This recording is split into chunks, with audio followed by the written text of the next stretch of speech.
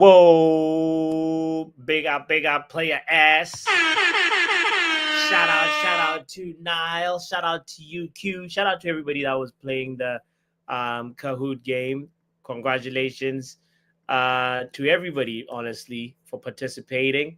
I want to just quickly say a few special honorable mentions as I'm looking at the full like league table. I see almost 15 people played. Big up to Yawning One Shay, who came out sixth. Tommy was seventh. And Riley Rage Quit was at ninth. And yeah, anyway, big up to you guys. Big up to um, everybody that it was, even the ones that didn't even play. Luan, I know you didn't play, but you were playing in the chat. So big up yourself. So here we are. I wanted to mainly make sure that we talk about the first thing, which is who was the worst signing for Man United under the Glazers. Crazy. Riley, did you have an opinion on that? I actually don't know about that actually until now, but I've memorized. So I can tell you the options. It was Alexis Sanchez. It was Mason Mount. It was Anthony. Who else was in there? Luke Shaw wasn't in there, but should have been in there. Oh God! I think Jadon Sancho and Di Maria as well. If you look at underneath the signings, the whole and the rest of the goal contributions, I think it has to be Mason Mount. If you look at the goal contributions that he's been in since signing for United, it's been reasonably low and not up to standard. I hate to agree with you, Riley. That's your player that you gave us, and now we are screwed because we're stuck with him at Man United. Niall Kane, don't worry, I memorized Michael Wimmer. Basically, he's the manager of Motherwell. Now, he started as interim boss at VfB Stuttgart, Austria win in 2023 to 2024, and then landing in Motherwell in 2025. He was identified as the leading candidate for the vacant management position at League One club Bristol Rovers. However, the club were unable to secure a work permit to allow the appointment to go through. Okay, all right. And so who's the manager for the women's team for Chelsea? I'm curious. I don't know the answer to that. Sonia Bompasta. Okay. You like her? For the women's Chelsea team you mentioned, didn't Yeah. Sonia Bompasta. Is she good? People saying it is going to be tricky for Sonia to fill in those shoes. Where's the trickiness? We're still waiting on that trickiness here. Still unbeaten in every damn competition so far this season. You're kidding. You saying unbeaten in every competition? Yep, so far this season. You serious? Yeah, look at all the games the Chelsea women's won so far this season. Except for the Leicester draw 1-1, but it still remains unbeaten in all competitions. Wow. You've got to look at the Chelsea women matches from the season so far, and you've got to look at it really closely. Because we're still waiting to see the struggles for Emma Hayes' replacement, Sonia Bompasta. Wow. Actually, there's another stat that I couldn't tell you about. Yeah. Guess what? Sonia has won the Champions League, both as a manager and a player. Oh, okay. All right. Yo, Sonia is out here breaking records. That's really cool. Congratulations. You guys have found your because I honestly speaking, Riley, like I thought you guys were gonna crumble without Emma Hayes, you know. So Yeah, yeah. Still wait to see the struggles, but I think March could be a slight breaking point in this race for the title. However, April, more of the comfortable fixture list, and then come May, at the end of the season, I'll be ready to put my feet up and say, "What? That is one hell of a season out of the way." mm, mm, yeah, craziness. Um, yeah, no. So anyway, let's talk also about Aston Villa. You know, I know you don't like talking too much about the Get these sporting directors out of the club. If we don't win against Villa tomorrow, get these sporting directors out of my damn club. yeah. They're gonna. Disaster. Look at our women's team. We managed to fix foundations on our positions. Look at the men's team in different comparison. We have not managed to fill a vacancy role in Mm. those positions that is crumbling our lads team. What the hell is the sport directors playing at? Get them gone. I'm sorry, they've got to go. Riley, if Chelsea didn't have so many injuries, I think you'll be doing way better than you're doing right now. You know. Also, injuries too, but I wish the medical staff could go a bit faster in the process of the men's team. Got to be Mm. honest with you, but look at the injuries. Reska's going to say he doesn't know. He doesn't know when this player is going to be going back on the pitch. It's disaster. I'm sorry. Is Hashtag Maresca out. is Reece James injured again, or he's still he's I still think I think he might be injured again. I think it's not too early to predict about this one, but I think he may be injured. That hashtag Maresca out and get these board of directors gone. That's too funny, man. I'm sorry, but I have to admit this. Aston Villa are a classy side. They're going to beat us. They're going to thrash us. They are going to thrash us 4-1 tomorrow, shipping in a consolation goal on the 83rd minute. Mm. It's just the last thing I wanted to say, but if that happens, we're going to take action to I stop that. wonder where this sensible talk comes from all of a sudden, Riley. Like I don't know you as somebody that's this like realist. You know what I mean? Look. Comment from Benitra saying, is Riley suggesting that the men's medical team should move faster with recoveries? How does it work? Well, basically, what they're going to have to do is lift up the play. Well, if it's the ACL injury, what they can do is they can lift up the leg on the player which is most affected with the ACL injury, and then push-ups and then exercises on the ACL torment on the ACL, and then back fit alive. Are you reading Chat GPT No, again? I'm actually not. Sorry. I'm sorry. But if they think they want to get rid of the ACL injuries, they need to get proper advice from the doctors here. New ones, get their medical staff in, one properly trained, qualified, and all. Get the common ones out of the damn men's club. Get them gone. Well, I need a drink for this, Riley. Oh man. You go out and get a drink. Yeah, I'll be right back. God. Get this medical staff on the club. That's what I'm going to say. Tell us about the preview the games that are happening this weekend. Oh boy, we've already had a result and it's not looking good, I'm afraid, for Van Nistelrooy, because Leicester lost 4-0. That's 6 games at home. All of them losses without replying by shipping and goals. Tomorrow it is Everton versus Manchester United kick off at 12:30 for that.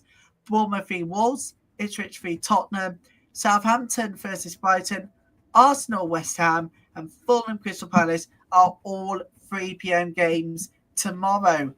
And, well, Aston Villa v Chelsea is tomorrow, 5:30 on that one. And then 2 big games on Sunday as Newcastle welcomes Forest for the 2 o'clock game. And then the big one, Haaland versus Salah. It's it's Outform City hosting table leaders Liverpool. 4:30 game for that.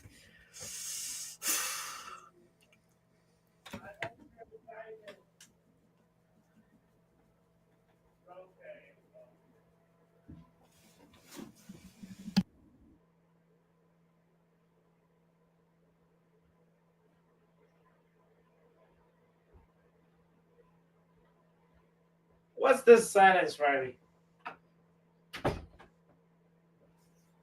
Did he also leave? This guy.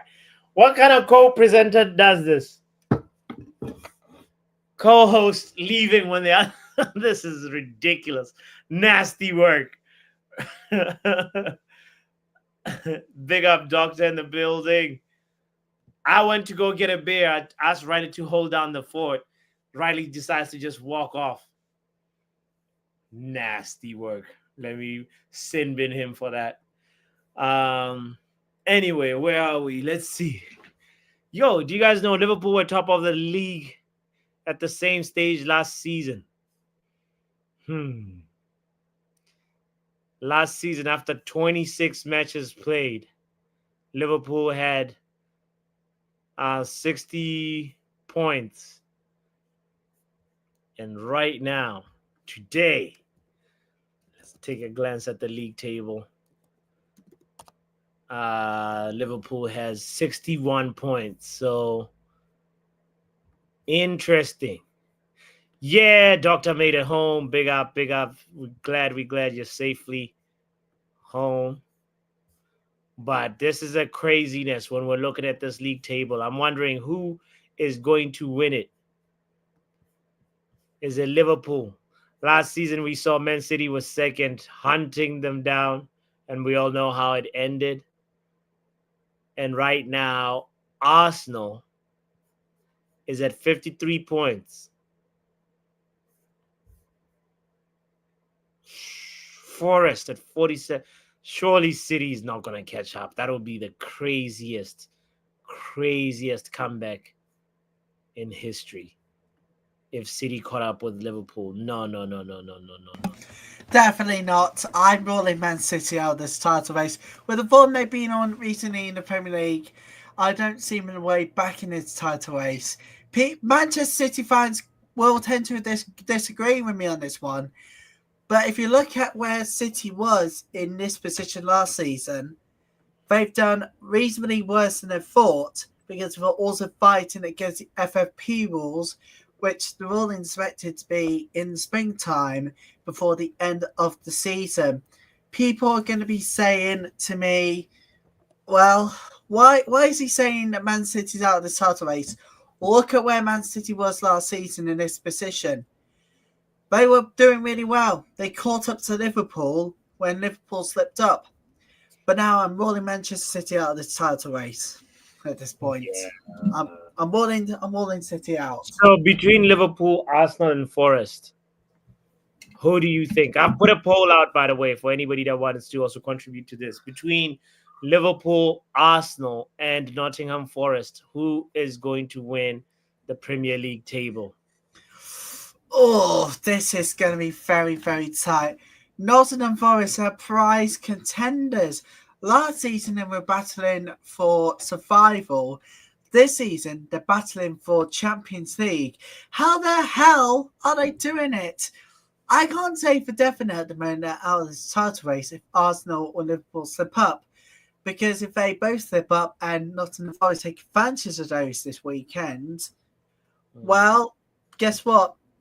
I ain't going to rule Nottingham Forest out this title race. But one more slip up could mean the end of the race for title of the season for Forest. Let's have a look at Arsenal's position last season. Can you zoom in, please? Compared to this season, let's have a look at that one again.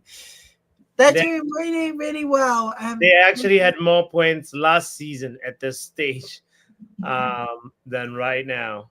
Yes, if you have a look at those positions, that was because of the fact that their form has been pretty much been a rocky road, to be honest with you. And, well, let's be honest with you, I think I'm not ruling Arsenal out of this title race as well, but one more slip up could mean ruling Arsenal out of this title race, and then you have Liverpool. Can't see them ruling out this title race with Arnold Slot being in this position too. Imagine being a club in this position with the new manager. Well, Arnold Slot has filled up Jurgen Klopp's boots for fill up to the full now. I mean, quite frankly, I don't see the way out of this title race, Liverpool. I think they're really, really infirm in this title race. Gotta be honest with you, they've been pretty much epic. I don't see Liverpool out of this title race, but one more slip up for Manchester City, and it's game over for the title this season. Yeah. Let's be fair. And the thing about it, Riley, it's this weekend is the title decider because Man City and Liverpool are playing on Sunday, I believe. Yeah, 4:30 kickoff for that one too. So So, if Manchester City win, they will get back in this title race virtually. But will they not? Pappy, but here's the thing. If they draw and drop 2 points, or if they lose and lose all 3 points, that's game over for them in this title race this season. That is game over. All right, let's see if we can hear the thoughts of Bath Time is in the building. Says, what's going on, Riley? That what I call both. Wait. Bath Time, can you come in and explain this? Yeah, I took the P and put it in front of Riley to make Piley, and that's a couple portmanteau. Big up Bath Time. So good evening, Bath Time. Good evening, Riley. How are you, sir? Good, thank you very much. So, do you see if Manchester City win this weekend? Do you see them in this title race? If you look at the current table at the moment, it's been a rocky form for Manchester City. But do you think there's a warning shot for Pep this weekend in the form of one more slip up and it's game over for title this season? Do you see this as a warning shot this weekend? No, I think the title has gone for Manchester City. Lack of belief. Pep is calling out players again. Like, they've had poor squad planning. I mean, like, you're a Chelsea fan, aren't you, Riley? Yep. Like, one of the big things about being a Manchester United fan is the double team of '94, which had players like Kanchelskis and Ince and so on. That team got ripped up because we got relegated in 73-74 by being too loyal to the team that won the European Cup. And what's gone on with Pep is I think he's shown too much loyalty to Bruyne's and Stones and people like that, and hasn't refreshed the team.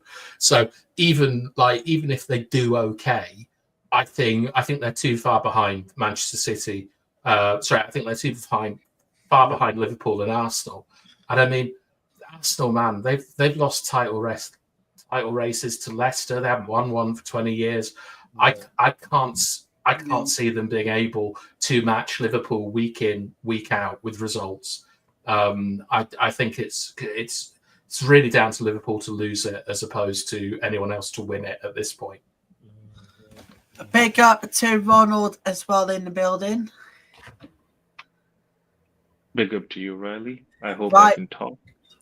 We can hear you, Ronald. So, do you see City out this title race this season with the results going against them? Wait, what? But we're looking at the table at the moment, Ronald. Do you see Manchester City with its current form out of the title race for this season? Yes. Even if they beat Liverpool on Sunday? Yes. Yeah? You don't think they could do one more remontada? Like, I think Nottingham Forest has a better chance of winning the league than them. Sure, statistically, yeah. But if Man City beat Liverpool, they actually have the same amount of points.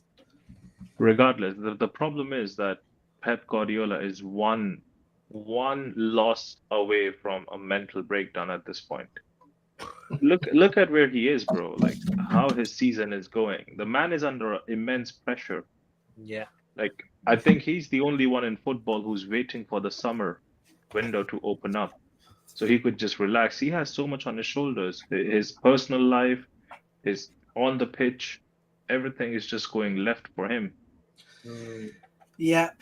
So now let's have a look at the top three as well. Not just race for the title, Bartime and Ronald, but for the race for Europe as well, for Champions League. Was you Bartime, Ronald? Hold on, Randy, slow down. We before talking Champions League, we need to spend more time on Nottingham Forest. Nobody's talking about Forest enough. I know. I was gonna Who come is to that. running the show? Let me ask. This. I'm Who's just running- Riley's topping from the bottom. I was going to come to that actually. So, was you actually expecting Nottingham Forest to come to Bartime first? Was you actually expecting Nottingham Forest to become one of the teams that are battling for Champions League this season? No, not Champions League. But I'd just like to clarify one thing with both of you. Do either of you think that City are like realistically in the title still? Well, not realistically, but I feel like if Liverpool, because like Liverpool is about to enter a very, very testing next couple of weeks. That's where for me, like, and it's not just this City fixture, by the way. It's what's happening after they play City. They play Newcastle, they play PSG, and then they play PSG twice, and then Newcastle again, a Carabao Cup final. And then just listen, after the Carabao Cup final, they have to play the Merseyside derby. Bro, the next 4 weeks for Liverpool, everything tough. Yeah, It's where champions are made, to be honest. Yeah. And it's like, it's really that. And if like they lose like a key player, like, you know how injuries that, they happen, they don't need to be a lot of them. It's just like a few key players. If they get Salah injured, they get, Van Dijk injured. Bots, can you tell me what is the run of games for Forest? The upcoming one.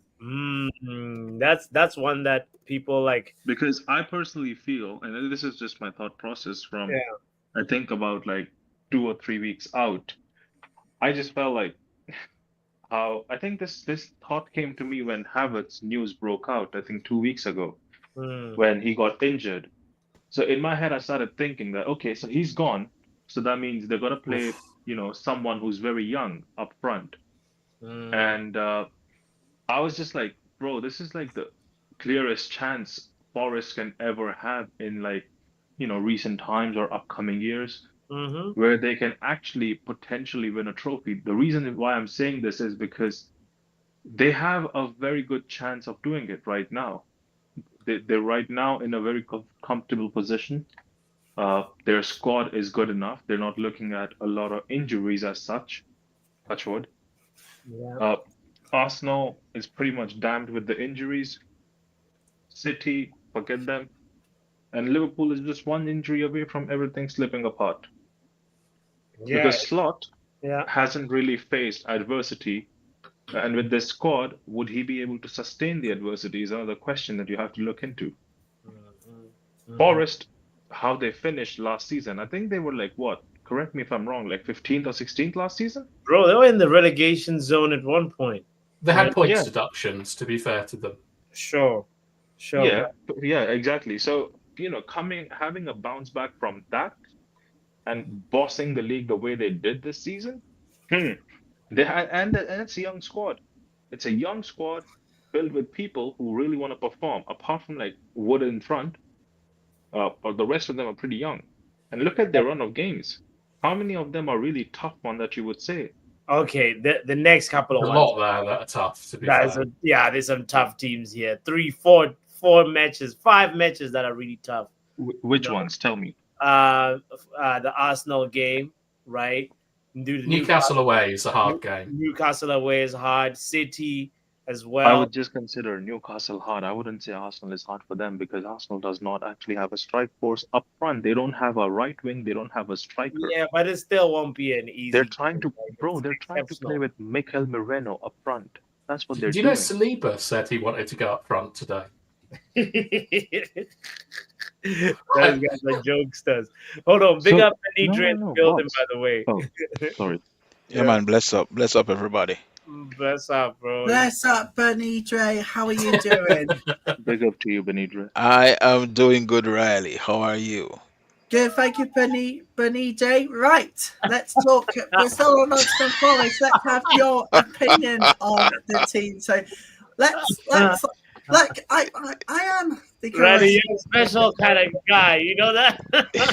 Benidre, let's come to you. Riley, Actually, now.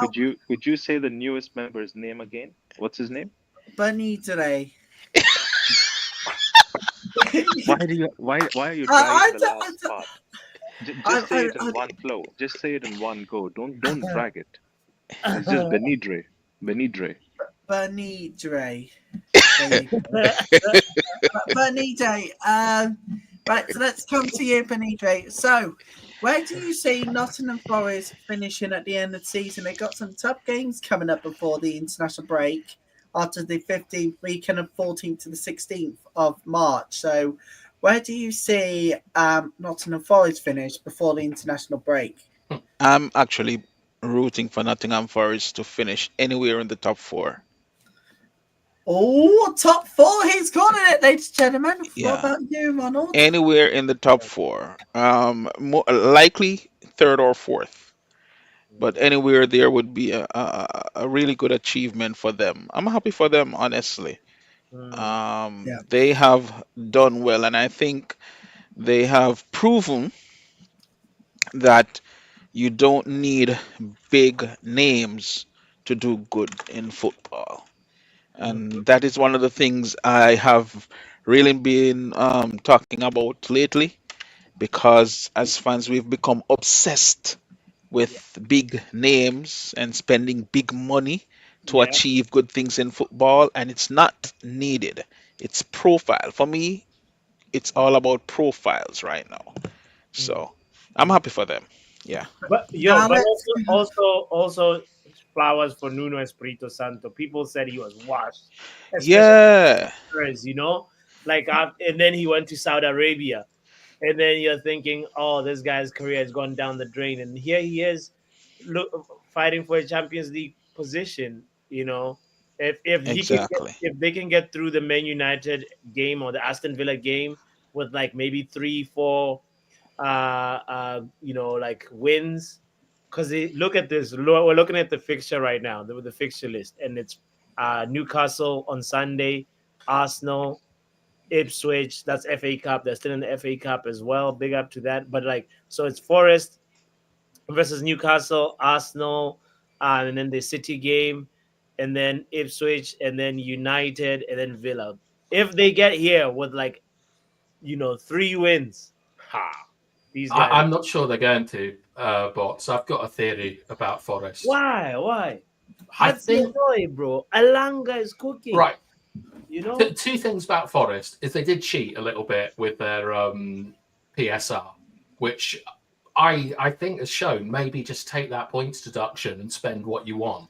But the second thing is that you know how I feel about Portuguese managers and how they have that culture of training. Yes. I've wondered all season if Forest have like set themselves up to peak before around Christmas in order to get over the amount of points that they need to stay up. And from now, we're going to see performances drop off a little bit. They're just not going to be quite at the physical level that they were previously. And also, I would expect that they might they should be concentrating on the FA Cup. I think it'd be great to get in the Champions League for them, but a trophy's a trophy, and it's not like they've got money problems. But I just think that the raw physicality I saw at the beginning of the season is just beginning to drop off a little bit. And I wouldn't be surprised if when it gets to April the 12th, if they haven't picked up as many points as you would hope that they would have. I mean, it's not binary, so we can't say that with any form of legitimacy. It's not binary. We can think that, but they can defy all the odds. I mean, even Liverpool don't look as sharp as they did at the beginning of the season. Yeah, they're still up there, but they kind of look a little bit shaky now, you know. So I remember when Leicester was winning the league for the first time. Well, first only time. But everybody was saying when while they were doing bits that yeah, but they don't have the experience. It's not gonna last. They're gonna drop off. Okay, well, we all know how that ended. So it's not binary. Even if you know you've seen traits or similar traits in previous teams and with, as you said, Portuguese Right. managers Yeah. before. Yeah. This is It more does. about the training, to be honest. So when you think back to like sort of Pep or Fergie teams, they Yeah. train to peak at a certain point in the season. Bath The time. argument I'm giving is that I think Forest have peaked already, and I think that that's actually good squad preparation because it means at the start of the season you can pick up more points, build a bit of momentum, and things like that. And that's what I see from them because they're a team that I like. You have like Alanga, Morgan Gibbs White, Chris Wood that are built off physicality, Yeah. and I just feel that if my observation that they peaked a bit early is correct, because they rely on physicality, you will see a little bit of a decrease, and that turns wins into draws and draws into losses. I hear your point, Bath time, but here's why for me I disagree with it. I hear you're saying like it's like they ran a marathon by sprinting too quickly, and now they're probably gonna be out of stamina, or maybe That's a good metaphor. but for me it's like they're the team that doesn't have expectations. They're the team that like nobody is breathing down their neck saying, "Oh, you guys are gonna fumble." Because Liverpool now they know every match is getting to be crunch time. If like they know that we slip up, we might have Yeah, you know what I mean? There's that added this is pressure. why you can't trust Arsenal Football Club to Just win ask anything. Zinchenko about it, where you just lose a game and you just start crying, but they still Yeah. have many games to play, and so it's like Nottingham Forest are in a sweet spot where, for me, if they get knocked out of the FA Cup, it's even better for them because then they can just fully focus on getting the best squad possible. They literally have like Hudson Odoi. I think is Morgan Gibbs White. Mm. Yeah, Elanga, who's like killing it with assists, and also like let's not forget Chris Wood, who's on having a wonderful like best personal season. So for me, Forest is actually in a better place than all the other teams, Liverpool and Arsenal, respectively. You know what I mean? So Do you think they're outperforming themselves? they're outperforming themselves, and it's a really good place. That's what you want to do Yeah. in a marathon, like sprint to where you are right now, so that by the time you get to like beginning of March, you're still in the conversation. Because you were talking about it like saying, oh, they just wanted to be sprint their way out of the relegation zone. But for me, they're like sprinting to stay afloat in top four. And as I said, if they get to the Aston Villa game with even just like three, like maybe like two wins and like three draws, if they get to that game, that's 6 points.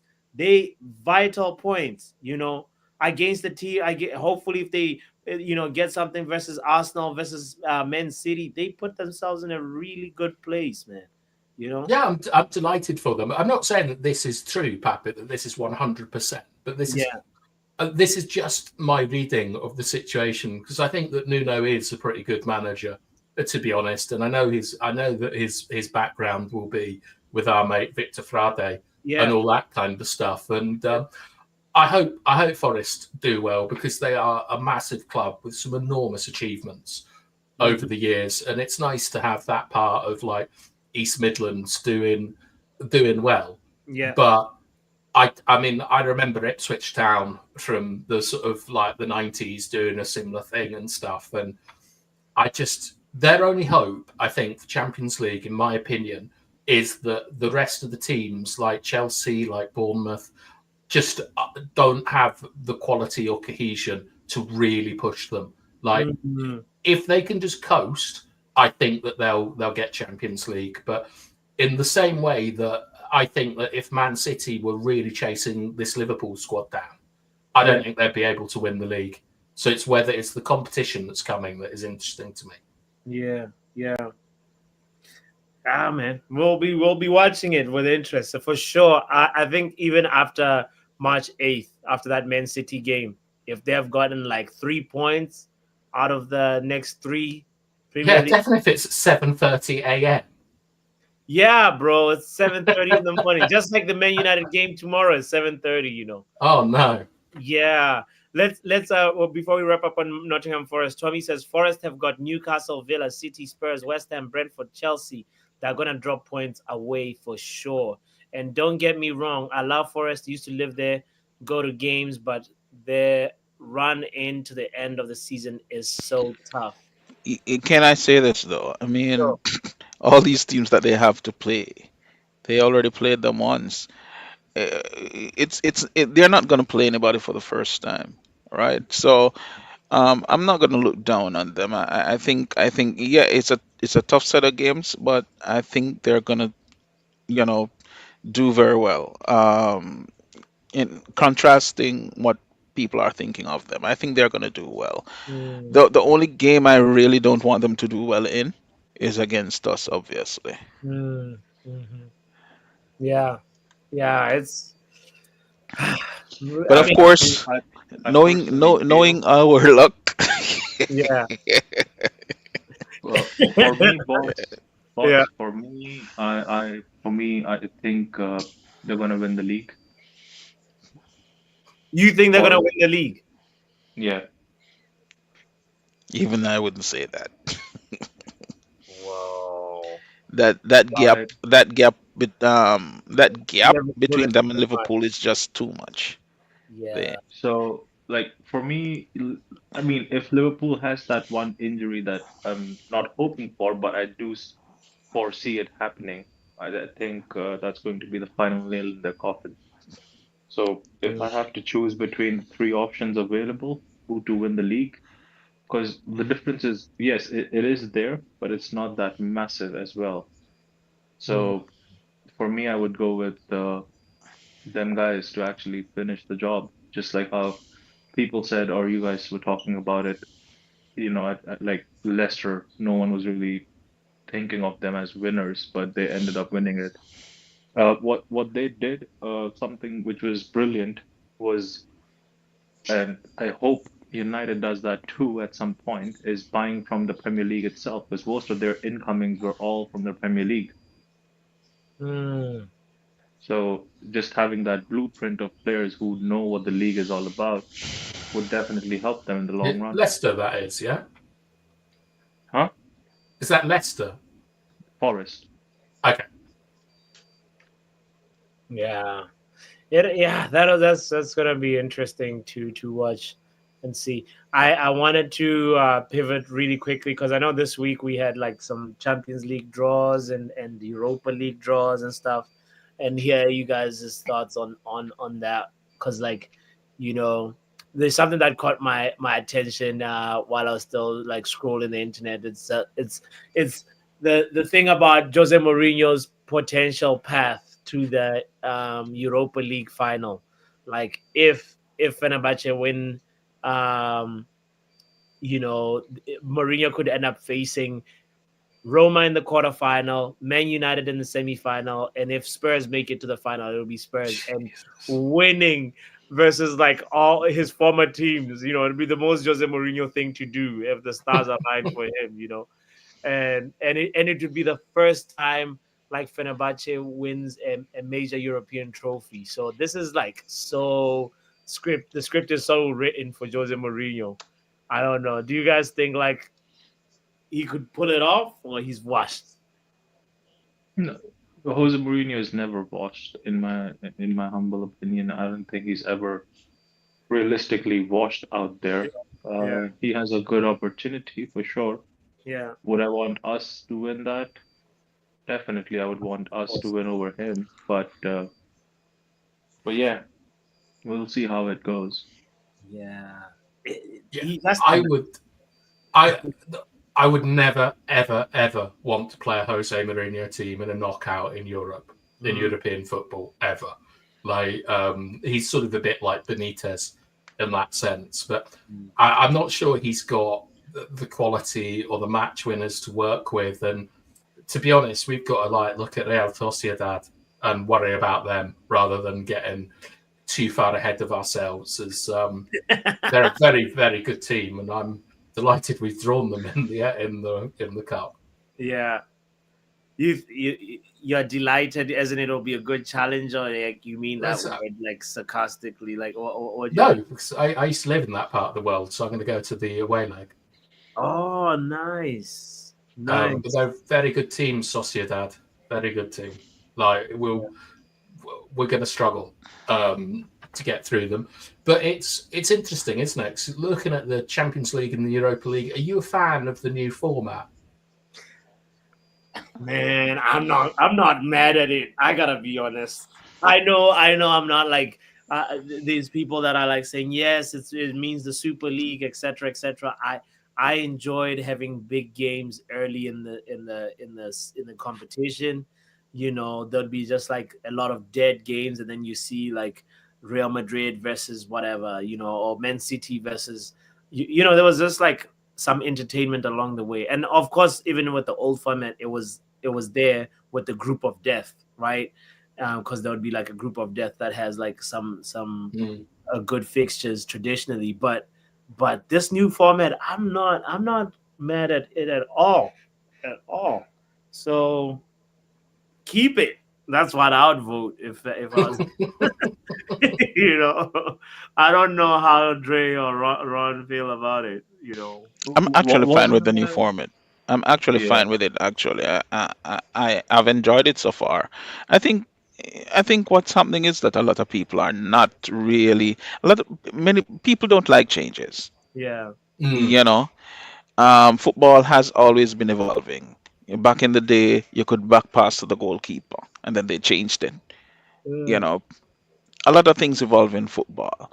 So, I mean, this is just one of the things. It's not anything that has caused the game to be diminished in any way. mm, So, I think it's good. I don't have a problem with it. Do you think it's a sort of stealth entry of a Super League, though? For me, I mean, I hear people saying it. I don't see it. Not for me. I don't see it. For And me, and it and shows the Super League would be amazing, to be perfectly honest. the- oh yeah. my Yeah, what's your idea anyway of the Super League? big brand, big name clubs competing against each other like every week. So like we saw like some really good ties like Aston Villa Bayern Munich, for example, is two European Cup winners playing each other. A Super League would be those names that kind of excite you, those stadiums that you really want to go and watch football at. And I was against this Swiss model when it first came out, because I think that there's too much football being played. To be perfectly honest, you have a duty of care towards the players, and you see Varane's and Rodri's speaking out, and both those players have one his career is finished, and the other one is out for over a year. And since COVID, these players have played more football than any other player in the history of football. Having said that, I've really enjoyed the Champions League because there's always been an exciting game that's been on. And I think that a Super League would be successful because it would be fantastic to watch AC Milan, Real Madrid one week, and then I don't know Juventus, Liverpool the next, etc. Mm, I think what happened is that UEFA has decided to almost introduce a best of both worlds scenario. mm, I think initially what they wanted to do with that Super League is the you wouldn't earn the right, you know, it's almost like the American kind of sports where Yeah. nobody gets Well, relegated, you know. the part that I So dislike. There has to be meritocracy, Benidra. There has to be, if you're like not performing, then you should you know get knocked out, and somebody else exactly, deserving should come in. You know. exactly. So that's what they really wanted to do, and that's what causes. That's the main thing that caused the Yeah. upheaval, you know. And so I think UEFA has introduced something that kind of revitalize, you know, or make the whole competition a lot more interesting, but you know, leaving out the part that would piss everybody off. So do you I, think you I, said I, that's per, the I best of both? personally, I Go ahead, personally Ronald. felt, Sorry. no, that's okay. I personally felt that they changed, like they changed the model of Champions League to eradicate the possibility of a Super League Hmm. or whatever they call it, because the games that you're expecting in that particular league, or the idea of it, that they're doing it in the Champions League. So they're really giving people what they want, Mm, but under their own jurisdiction still. They don't want to let them not be a part of it and let it run just solely by a third party, basically. Yeah, I mean the thing with it, right, is that the reason that they don't want promotion and relegation and all that kind of stuff is that it allows you to invest more in infrastructure. Like when you look around places like the NFL, because there's no relegation and things like that, taking bets on infrastructure isn't really a bet anymore, and it's something you can use as leverage to move to different cities and so on, get the council to pay. But the other thing is that like the one component that is missing from the Swiss format is this like this kind of streaming service that they've been trying to use, where they wanted a kind of Netflix for the Super League, and because that would bring in huge amount of money, a subscription service. Wow! And to get the most money, you need the biggest names in, and I think that is when Dre, sorry, I forget your name, when you talked about how it's the best of both worlds, I see it more as a compromise, to be honest, than a best of both worlds, because it getting that streaming service in, getting all those eyes on adverts and things like that is really what it's about. Because, like, make no mistakes, we all know it's about money now, and it's it's the same at Manchester United. It'll be the same at any club you support. It's about squeezing the people that watch and that go to matches. mm. We want to welcome Doctor, by the way, to the conversation. Big up, Doc. Um, I don't know if you've been following along, but we're talking about Champions League, the new format. Yeah. You know, Super League. Do you have any thoughts on any of those subjects? Yeah, I actually like this new format.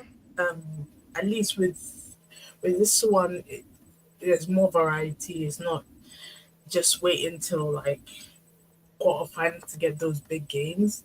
At Mm, first, I wasn't sure how it was going to be because, as usual, like this, the first time you're kind of nervous to see what's happening.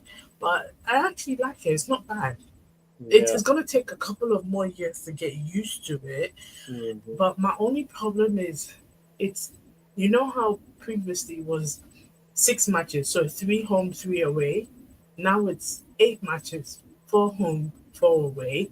Then if you're not lucky and you're in the playoffs, you're playing an extra 2 matches. That's 10, plus the two plus the two for the round of 16, two for Mm, the quarterfinals, and two for the semis. That's an extra set of games. So there's going to be more fatigue. And they're trying to do it between what, September and May. And then let's say there's a AFCON year and the World Cup, or a Euros year and the World Cup, and plus World Cup or whatever. It's like, my only problem is like more games, more fatigue. Players gonna get a higher chance of being burnt out or getting injuries, and that's my only problem. Like, but mm. other than that, I like it.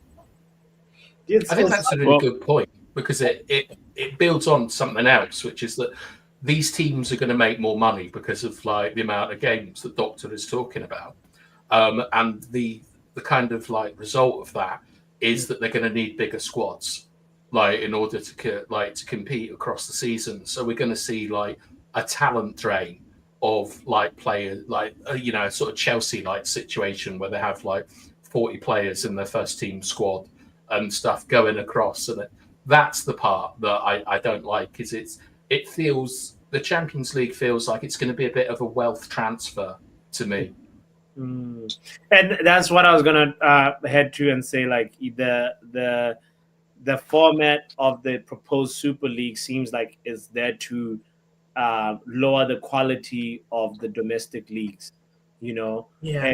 and people would squads like sure there'll be like a Premier League 11 or whatever domestic League 11 and Champions League 11 in every club, Yeah, and the latter will be the one that's given more priority because by virtue of like, oh yeah, we're getting more money from this, it's profitable for everybody involved, you know.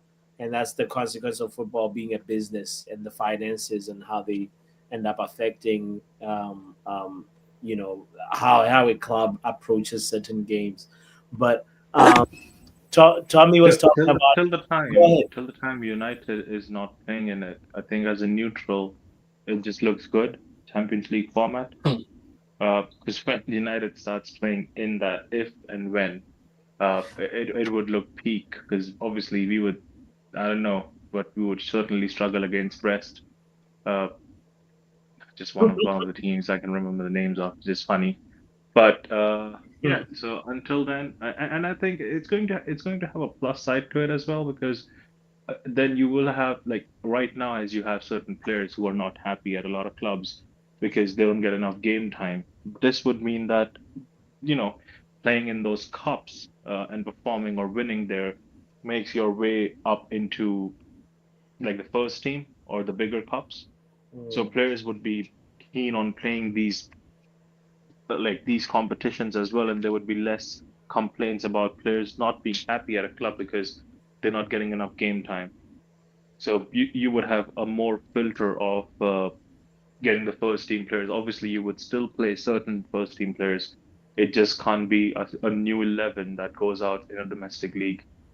So it would be a good way of, trying different combinations, especially in leagues and just not the preseason itself. So it, mm, so it more can be a, games means more yeah, opportunities. yeah, it can be a blessing or blessing in disguise or a curse as well. It could go either ways. It just depends on how prepared you are as a team. Like look at Yeah. Arsenal's current squad. That squad isn't prepared for any domestic league, forget a Super League or any other competition as such. They're not even ready for the domestic ones right now. So they have the thinnest squad on paper. yeah, yeah. But And do you you you worry you know about? you already like you have players like Cheeto who left Arsenal because he felt he's not going to get enough opportunities. Yes, money was a factor, but also the opportunity part was another factor why he left where he left. So for players like him, the young ones, they would have more opportunity, like if they're performing really well in the youth setup. And as of right now, you really can't. Obviously, when you have like situation like ours, you'll get opportunity every now and then, but then for a You mean better, he bigger looked at team. Rasmus and Xerxes and went, "Yes, please, I can get in there." Yeah, I mean, see again, like think about this. If for example, Man City, right? If Mm, you had the Super League and you had all these competitions running at current squad time, I don't think they would ever let go of players like Cole Palmer, Pedro Porro, because these Sancho. are all players, even, yeah, to be fair, yeah, but these are all players that are from their academy and they've gone on to, improve other teams and become integral part of their first teams. I'm sure if you give Pep an opportunity to have these three players back, just these three, he would definitely take that I'm not sure without he a doubt. would. Uh, I think he would because Pep, as what he's seen them to be now, I think in the current scenario he would because Pedro Porro is which wing? He's a right back, right? So yeah, as a right back, definitely Pep needs a right back. He doesn't have one. Okay, I see what you mean. I mean, the thing is, right, is that City, I believe, have made over 100 million in transfer fees every year for the last 6 or 7 years. Their model from their academy is basically to allow them to do a bit of like financial washing to get the big players in. I think that every player they've sold, I can kind of understand why they've sold them in the same way that like when Salah and De Bruyne weren't playing for Chelsea despite being on the books, like you could at the time you can understand why they weren't playing, but Yeah, just to but that time, like Darius, you know it. Like Mhm. when Pedro Porro was at City, the name wasn't that big enough. Like, let's be honest, like his name wasn't really that big. Cole Palmer in their academy wasn't that big. It just turns out that okay, he got that, wonder move and he moved to a different team and it just clicked for him. So he just got lucky, in my opinion. That Chelsea well was just like he'd a won a good lot move for him. internationally. Huh? He'd won a lot internationally, Cole Palmer. Like he moved for a huge amount of money. Like these players Yeah, yeah, yeah, yeah, yeah. He are he like he are definitely moved known. for a huge amount of money. Yeah, for sure. But I'm talking He's more about like Pedro Porros and because there's one more. I'm just forgetting his name. There's one more Lavia, player. Yeah, Lavia as well. Yeah, Lavia as well. Liam There you Delap, go. Yep. The list goes McAtee. on. I mean, James Trafford as well. I think the one just to finish on the Super Yeah, League for me. yeah. The other one thing that I think is really good about what Doctor said earlier about the amount of games that are being played. I don't know if you boys Can you pay repeat attention. that again? You got cut off for me. One of the points that Doctor made about the amount of games being played, like so we've gone from 3 home games to is it like 8 now with the playoffs or 10 with the playoffs? Um, that is a huge financial burden on match going fans. And like just for an example, I believe that Aston Villa versus Bayern Munich was £100 a ticket for a home. Yeah, so is that $150, something like that? Phew. Um, and But then there's a bright side to it because yes, no, there there's is a not. financial burden. Well, there is because I'll tell you what. I'll realistically, tell you're you what my talking issue about. with it is, Ronald. Is See, that there is a what I'm referring to, Darius, is the flip side of things. Like, yes, as a fan, there is like a obviously a pressure on your wallet, right? yeah, But as a club, you're making more money because match day revenue for these clubs that do not see, like Bayern and Aston Villa, is a big game, right? At the end of the yeah. day. And the revenue they would make off that game in comparison to Aston Villa and Brentford is different. That's not. I completely agree. That's not the argument that I'm making. The reason I think it's bad is because Mhm. look, we know clubs are going to squeeze fans as much as possible. Mhm. Like it's Right. just it's the nature of the game. My issue is that if you can't get regular people going to see games week in, week out, you lose the culture and the traditions that separate you from other clubs. So, for example, when you watch a game in Germany, there is constant noise. Like, they've got a drum kit behind the stand and they're like singing their songs and stuff. When you watch a Premier League game, the crowd is much more reactive to what is going on the pitch, whether it's a big challenge, a corner, or something like that. And these are the kind of cultural differences between the leagues. I feel that if you price like the sort of like the lifeblood of any club, which is the match going fans, out of being able to go and see the games, you're going to begin to lose the traditions and the values of the crowd. And that is, and one part of that is what has made the Premier League so successful. I completely understand that if you put your business head on, yeah, you're going to want like the most But you money can for your get product. more fans. Like again, that's my point. Like obviously, for a youngster, I'm just talking purely on like a fan base, right? Yeah, So imagine you're like, I don't know, 13, 14, 15. You're at the age you haven't really chosen a club. I know a lot of people have sewn by a club by that age, but let's say you're one of those guys who haven't really chosen a club, right? And you're seeing Aston Villa versus Bayern Munich, a Champions League night, and the result ends up like how I think it was a few seasons ago when Villa just thrashed Liverpool. I think it was what 7-2 or something crazy. Yeah. And That was a and you know COVID one game, I think. yeah, yeah, and that kind of a result just happens out of the blue. Now you have that, 15, 17, 13-year old just contemplating, should I just become a Villa fan? So you obviously will have new fans that will come in. You will have tourists as well who would come in. But that is where, the old heads, the ones who go regularly to the games or the ultras of Villa, I'm not sure what they call themselves, but that's where they would drive the culture for these guys. Like whatever they do is something that the new folks would follow.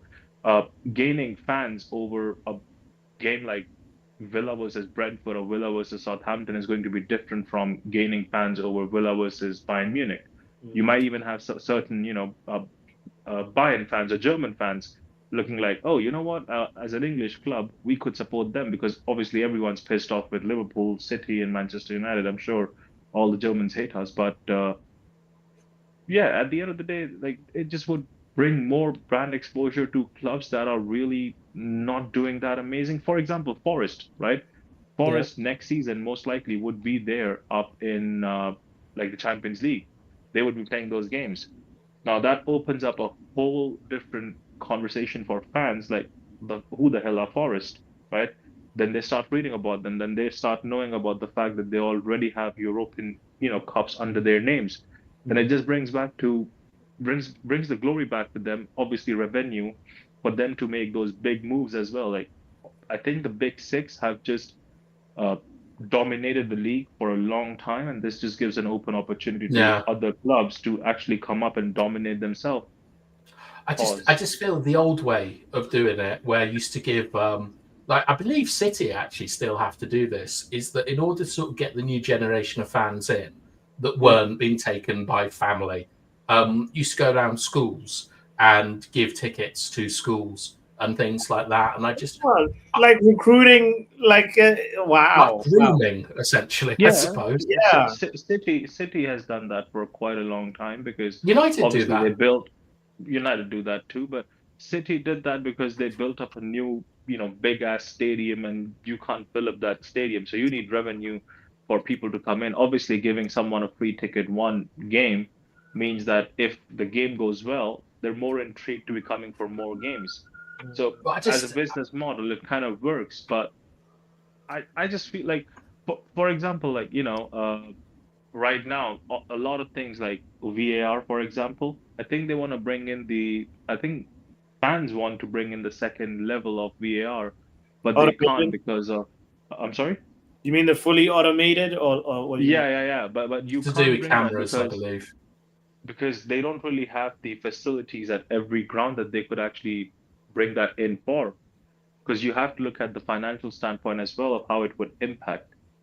So it's a good Yeah, opportunity to you need bring, 500 frames per second cameras in order to be yeah, so, able to do automatic VAR. Just get rid of yeah. So, VAR How and many trust the frames net. per second are we using right now? it's I pretty don't off. know. It's pretty off. Clearly not 20, So enough.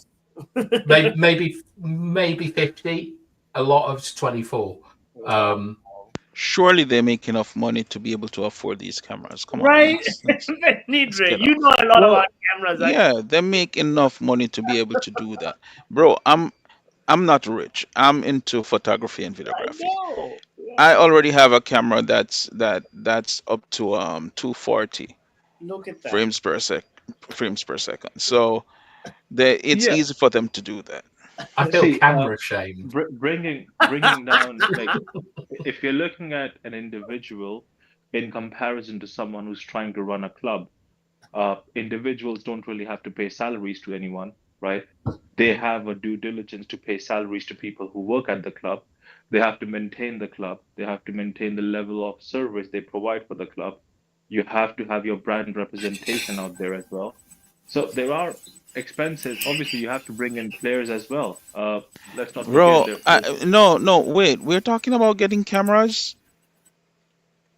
we're talking about just in general the spend, the brand Right, exposure is what I'm Yeah, referring good to. right. shit on the Yeah, football but club. I'm talking specifically about getting these cameras. It's not difficult for them to get these cameras. These cameras are not too expensive for them.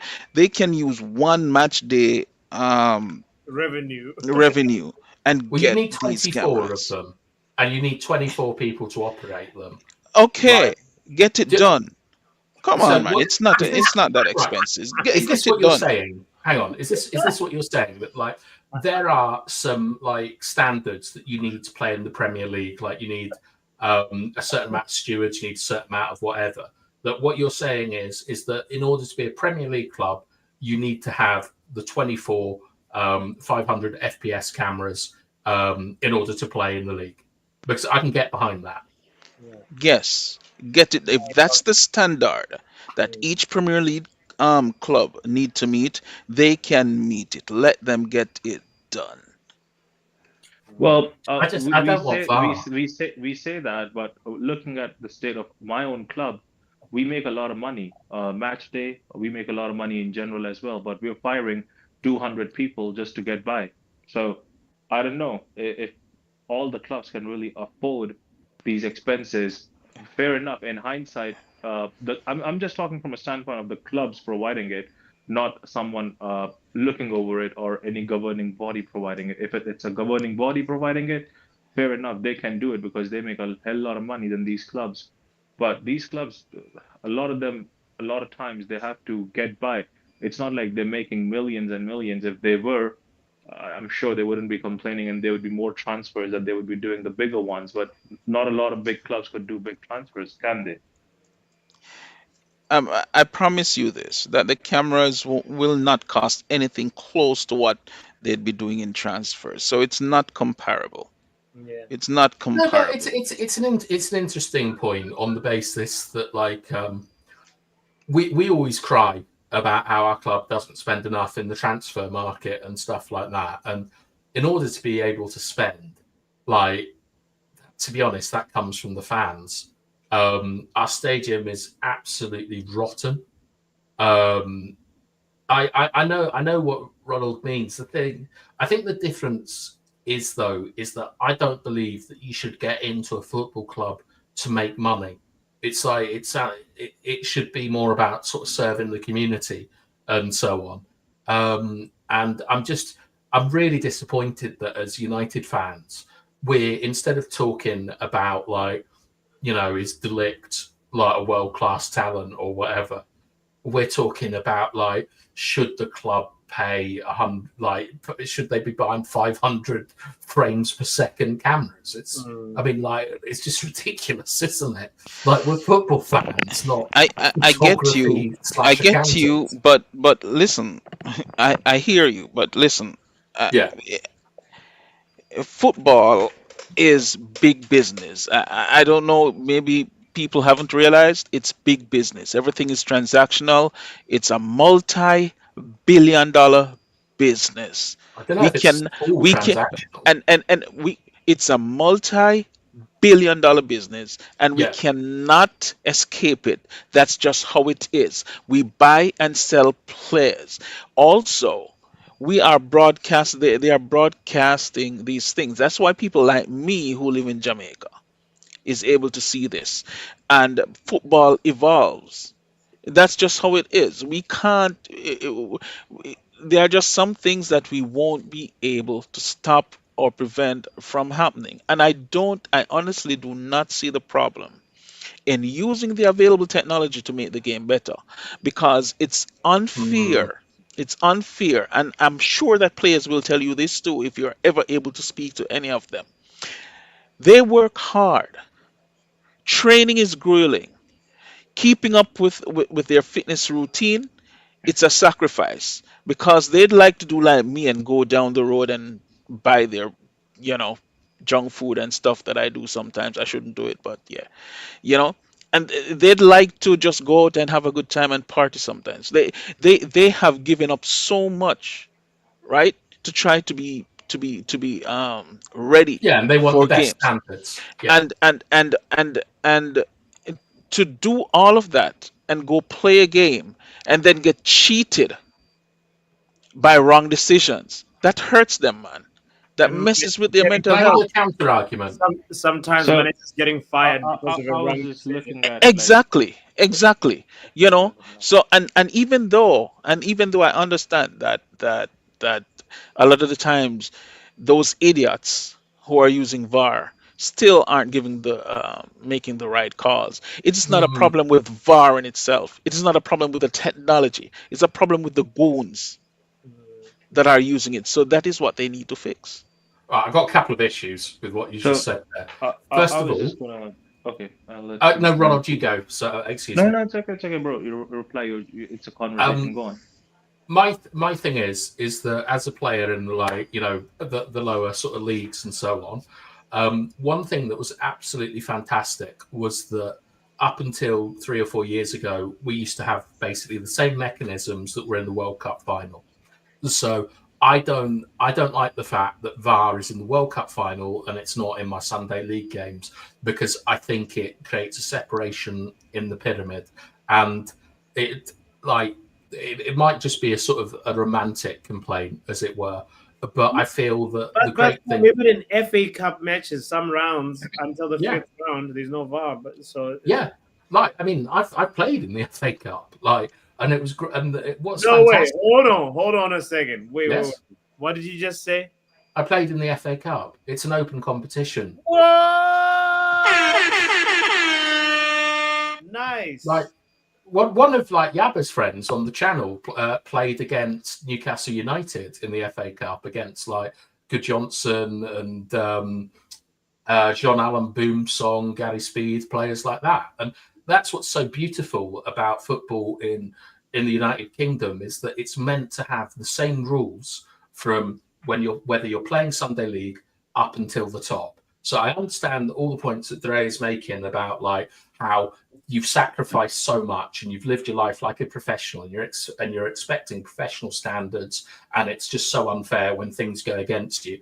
I think that adds a bit to the romance of football. The other thing is I really don't like us getting on the backs of referees, because like it's difficult to get refs like in the game at the moment. None of them are coming up. And when we sort of like say the technology is there, but we think that, I don't know, that delict foul against West Ham United is a disgraceful decision and all these sort of things. A lot of us don't really know the rules, and it's really counterproductive to red light refs and say that we can go in on them, because at the end of the day, it's people like the amateur footballers suffer because we can't get refs into the game.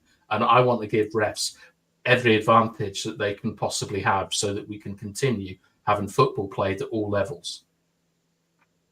Well, I disagree with the notion that we can't, because if you're suggesting that um, I can't criticize a referee for making bad decisions, No, that's not what I'm suggesting.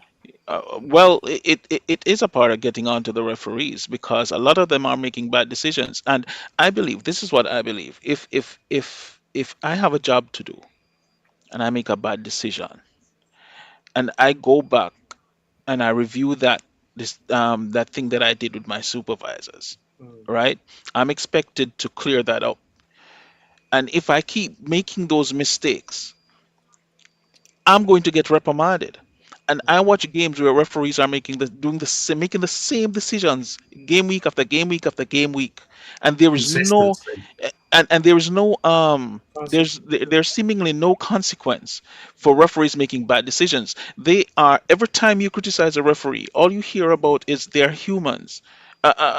Players are humans too, and we criticize them every day. Managers are human too, and we criticize them every day, right?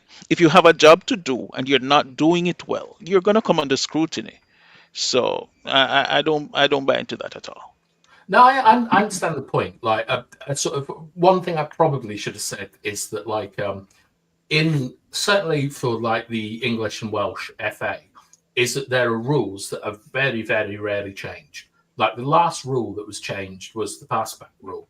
What you have is you have interpretations of the rule now.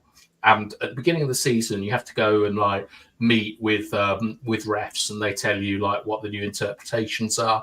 For example, around handball, as we've all seen, and so on. And I think that like one thing that like we do as a sort of football community poorly is we don't really understand the rules of football particularly well. We don't keep up with like what the refs are doing. So when you say week in, week out, we see the same bad decisions. To me, that suggests consistency, and that they are like, it is subjective by definition, interpretation of the rules. But I think that they do an all right job, the refs, and I hate the conversation around them because I mean, no one wasn't celebrating that offside Harry Maguire winner. Like, and that is something that's gone out of football that I really miss. Are those kind of goals, because there's the elements of skill that players can do to them. But I understand your point, and I have no like logical disagreements with it. It's just that my point is that football is the people's game, and it should be the same whether you're playing on Hackney Fields or in the Stade de France in an FA Cup final. So you're anti VAR, like Yes. say now that like the fifth round of the FA Cup is gonna have VAR, you're not happy about that. hmm I mean, Pappy, do you celebrate every goal that goes in, Yeah, or do you yeah. think Even if I know it might be chopped off, it's part and parcel of the roller coaster, the emotional roller coaster of it. You know, okay? yeah, obviously something that I had to get used to, but like now I know that like anytime it's a goal, they're gonna obviously be doing the thorough check, and in this in the with the intention of justice, with the intention of like only goals that merit being goals should stand. That's how I look at it. That's why for me, like even say like the standard of VAR and implementation of it in the Afcon competition was really really enjoyable, because you were like everybody, doesn't matter what country you're from, you're more or less satisfied with the refereeing decisions, and you don't feel that the referees play a helping hand in helping a team advance. It's more like the players got to do it on their own merit, football tactics and football performance. So that's for me. That's why I stand on it. Exactly. Mm. And I remember back in the day, because during the late 80s, early 90s for me, it wasn't so much football, it was a lot of cricket. I've never ever in my years of watching and enjoying cricket, I've never ever had a seen anything controversial Mhm. with a referee. It's You know why? beautifully implemented in cricket, though, isn't it? Right. It's correctly implemented, and it works. And it works all the referee's not sure. You see him make the signal, they go to the screens. Mhm. You But it's understand? the whole system. Like, I mean, I'm not a cricket fan, but I've seen it, and like when it's an LBW, for example, you have this system where the gut. First of all, you check if his foot is in the crease, and the crowd are seeing it, so that there's like this kind of participation. And then this bit, I'm slightly confused about. It's got to be pitched on a certain line, and then it's got to obviously touch the leg before the bat or whatever. And there's a kind of theatre to it. It's done step Well, by step, and it's done quickly and in an entertaining way. And I The, think the I think thing it's the a thing is beautiful with it's implementation. cricket, if you Let's understand the go rules, then Ronald after Benidre. Ronald, yeah, yeah. Go ahead, go no, ahead. it's okay, let them talk. Oh Yeah. yeah, I was just saying that if you understand the rules, then you'll get it as it's being replayed. So there's no confusion, and the fans understand it, and there's no controversy. That's what I love. And Yeah, this is from I'm talking about early 90s, early 1990s. This technology was in existence. So it baffles me that in the year 2025, these people are struggling to get something similar implemented properly in football. Mm. it's about Check, the difference between the game, isn't check this out. I may probably get a copyright something about it, but check this. it? YOLO, Pappy. Live Solo, free. solo. So there's an MLS game, Portland versus I don't know what RLS is, but another MLS team. Is it Real Lake City or something? Salt Lake City. Yes, yes, yes, yes, yes. Real, yeah. Um, After review, there are two players in an offside position from RSL. However, they do not impact the goalkeeper. Therefore, final decision is goal. Do you guys hear that? Let me. Yes. I'll show. Yeah, two players, impact, whatever. After review, there are two players in an offside position from RSL. However, they do not impact. Goalkeeper, therefore, final decision is goal. I want that. I want I want that too. referees I want that explaining too. themselves. The thought Explain process. yourself. Yeah. Yeah, It's subjective, though. one of the problem in the English game Yeah. is that there's no accountability for officials. They don't explain during the game. They don't explain after the game. Yeah. There's no accountability, Yeah. Yeah. so that makes it even worse. Do you Fans remember the get Fulham game, like last season? What remember? It was the game where they held the bed sheet up that said "Play like you mean it," and Yes. in the oh yeah, first 10 minutes of that game, McTominay scored at the back post, and it was disallowed because of a subjective Maguire. offside from Maguire. Yes. Yes. Yeah. Yes. That sort of stuff really, And the really annoys assistant me. VAR actually initially said, "I don't see any Yeah. fault in it or something like that," and then somebody else was like, "No, no, no, no." It was just so subjective that if they had to explain that decision to a lot of people instantaneously, right, or right after making the decision, Yeah, they but that's the exact same thing that ref has just said. Is two players were offside but not interfering with play. That's a subjective decision. yeah, but she's standing on business and people are Fair booing, enough. and that's what you want. right. So what I liked from that was the fact that she was brave enough to explain it. Yeah. So we can disagree with it, but at least we know exactly what the referee is thinking. So that's what you want. You want the ref to be mic'd up and to say this is Uh, why. Yeah, I want the officials to be taking accountability. I also want them to be making the correct calls. Oh, yeah, okay, yeah. It starts there. Then they'll have less stuff to explain, if they get Right. calls. Yeah. But would you get rid in principle? Would you want to keep VAR and see it implemented a bit quicker, a bit more accurate, or would you want to get rid of it? No, I just want it to be implemented better. I don't want to get rid Okay. of it at all. I think that will happen. To be honest, Yeah. football is. I personally believe that VAR has come into the game because leagues are worried about being sued by betting companies and things like that. And I think that we will get there in the long run. I think things like cricket, a bit more turn-based, as it were, is kind of easier to to come up with a system and stuff. Football is so fluid that it's really, really difficult. And I think we're 5, maybe 10 years off getting the sort of protocols down that we need. I disagree, man. I think it can be done much quicker. I just think um, I don't know what's taking them so long. I mean, look, NFL is fast, very fast pace as well. But It's set pieces, though, isn't it? it's what?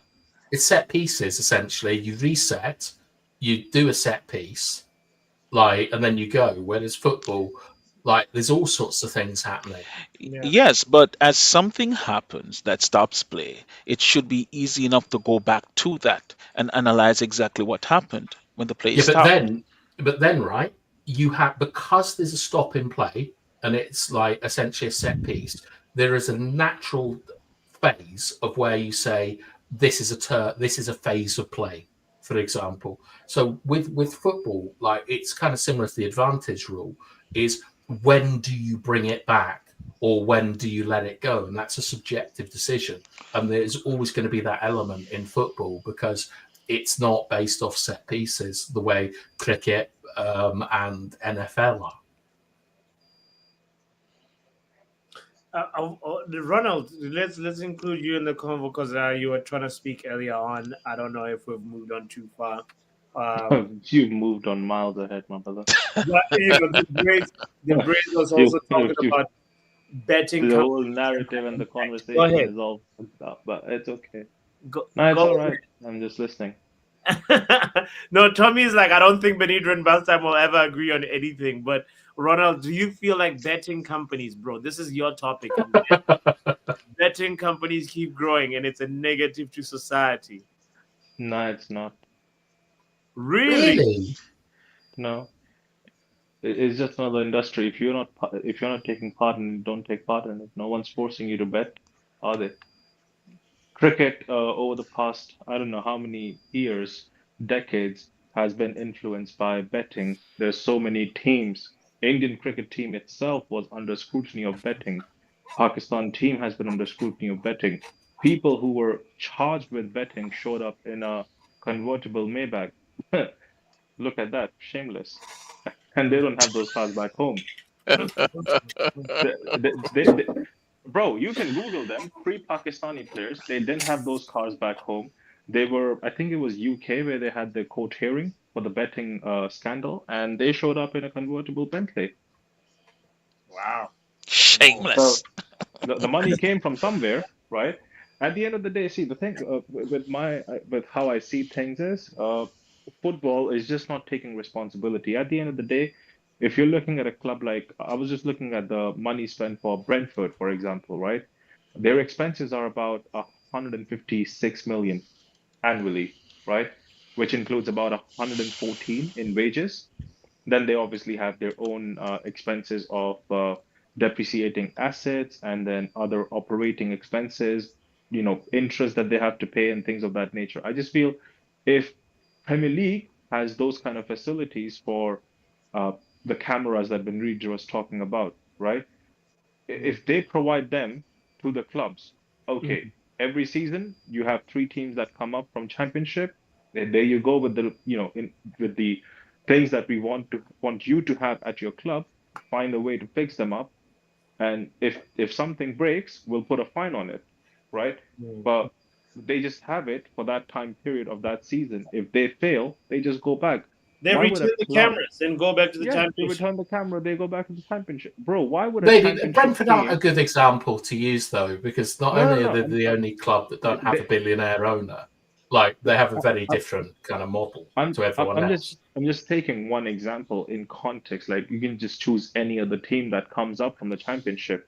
It's not a Yeah. guarantee that they're going to stay in the Premier League. For them, if they go back to championship doesn't have VAR, so it's just obsolete expense for them. Why would they put an obsolete expense on their books that they might not even use for time? Because they don't know when they're going to come back. When was the last time Watford was here? When time, right? Mhm. So they come, they cook, but they then go away. So if the Premier League wants this to be there, right, they should be the one who should be providing these assets on loan for a season for every team. For big clubs, if they want the, if they feel like the the renting structure is difficult for them, they can go buy it. Who cares? United can afford it, City can afford it. They all can go ahead and buy it for themselves and keep it because they're not going to get relegated.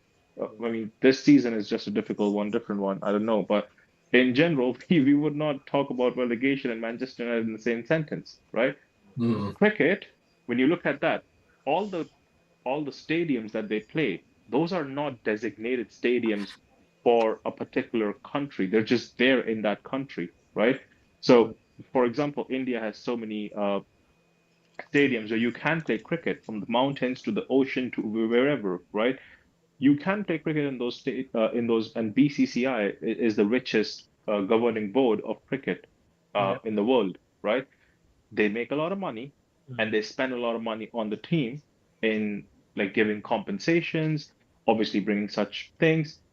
Benito gave a very good example of how it used to be in 1990s, right? That was a beautiful example because I remember them times watching cricket with my dad, but he always used to tell me that these decisions can be influenced by who? The question you asked me, the betting parties, right? Mhm. If they want to flip a decision, they can flip the decision in that minuscule of a second because the transactions happen so quick. Now, the thing is, now they have exposed it too much. In the wickets that they use in cricket, there is a camera, there is a mic, the umpire himself is mic'd up all the time. So whatever conversation happens between him and the players is recorded, amongst the players is recorded, between him and the third umpire, that's recorded as well. So all of that gets played out for the public, even watching back home, just not the people in the stadium. People back home can see a much better representation of what exactly the VAR people or the third umpire is actually seeing in his office, and if Mm. the decision is being made correctly or not. And when you expose and make it that transparent, obviously the person behind there sitting and making that decision is under so much pressure, he really can't mess it up because Yeah. he knows the world is watching right now. If you're gonna, bro, Benidre, you know it. Back in the day when Sachin Tendulkar was playing around along with like Brian Lara, back then times, bro, bro, Sachin Tendulkar was a short guy. A normal ball was a normal ball was a ball above his head. Because bro, West Indies ballers, they were Yeah, killers, bro. yeah. Killer. That Courtney Bro, Walsh and Courtney Ambrose. Oh my, bro, fast those pace. guys, nah, nah, nah. And then times they did not even have helmets, bro. So protection was zero to none. Mm. So I don't know how Exactly. these guys used to play with their, with actually, bro, 150 kilometers per hour. A ball is being thrown at you, and you Sheesh. have to swing. Shoaib Akhtar, another one. Shoaib Akhtar was the nastiest player alive. Bro, that guy, bro, 153. Bots, you would blink and you would miss the ball. That's how fast Exactly. he would go. And imagine, even with that, they had the decision-making power and the governance there because those boards provided those infrastructures. If a board is struggling with the infrastructure, they would get it from another board, Yeah. either on loan or they would be like, we'll pay you over the period of time, or even like they would have matches to actually promote them. For example, I remember at one point, like obviously now, India-Pakistan matches don't happen in Pakistan, but at one point there used to be a lot of matches that used to happen due to all the crazy stuff that goes down and riots. It's like that's the derby, basically, right? In context of football, if I have to explain. But we used to go there, like our team used to go there and raise revenue for them. A lot of times they did that because obviously cricket would or needs money for everyone to be on that base level of infrastructure. Like Benidre mentioned earlier, if you don't have these, requirements met, you can't play in the league. Even if you promote yourself, if you can't meet the basic set standard, you can't play. But for certain things like these, you have to provide them with the infrastructure.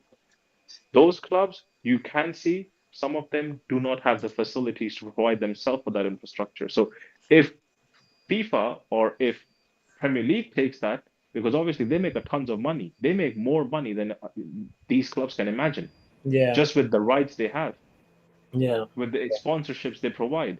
So they should be the ones taking that responsibility and providing it to them. Now coming to your question, because now I finally let go of the points I was actually holding back. The Mm. betting part that you said, it's an option. Betting is an option. No one's forcing you, bots, right now to get up, go to Vegas, and spend all your money. No one. The same way, no one is really forcing you to go bet on any football match or cricket match or any sports in the world. Bro, you can bet on elections right now. I did put my money on Trump winning the elections last time. So anything that has a possibility of an outcome can be bet on. Mm. It's just normal. People used to do it in the clubs or in the pubs. Now they do it on an online platform with other people they don't even know. Yeah. So Yeah. nothing's really taking away from the culture or making the sport go bad. Cricket has had that for decades. When I say decades, I'm not even lying or kidding to you, bro. Yeah. Like Yeah. there were reports. Them I'm having sure it for a long time as a Benidre, culture doesn't mean it's Benidre, you not remember negative, right? Benidre, you remember the sorry, what? I'm saying you explaining something, saying it's been there for a long time in this sport. It's been there. It doesn't necessarily mean it's not a negative thing. I'm just. It's not, I think bro. it's a There, negative there are thing. there are reports that India won the World Cup back in 1983, I guess. Benidre is an old cricket head. He knows the player, so he knows that time as well. Yeah, but the question Bro, is they were about saying society, they not were like saying they were teams. cheating at that time. They were betting at that time and betting bro. So it's existed.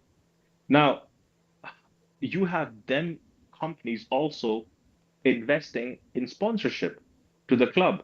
Are they really influencing something for the club? No, because you really can't make an influence in football. It's all on the pitch. The decisions are there.